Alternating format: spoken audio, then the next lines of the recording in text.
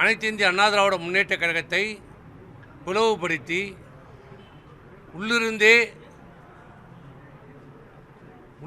கெடுக்கும் நோய் என்பதைப் போல முதலே தர்மயுத்தம் என்ற பெயரிலே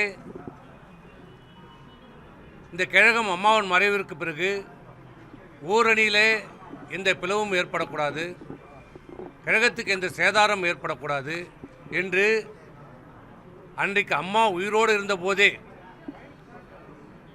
இன்றைக்கு நியாயம் தர்மம் பேசுகிற ஒருவர் அன்றைக்கு என்ன சொல்லியிருக்க வேண்டும்? இல்லை அம்மாவை முதலமைச்சராக அடக்கம் செய்துவிட்டு நான் பதவியேற்றுக் கொள்கிறேன் என்று சொல்லியிருந்தால் அவர் பெரிய மனுஷன்.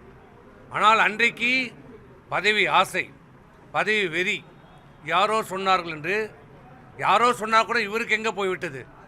அன்றைக்கு இரவோடு இரவாக எல்லோரிடம் கையெழுத்து பெற்று பதவி ஏற்றுக்கொண்டார், முதலமைச்சராக பதவியேற்றுக் கொண்டார். பிறகு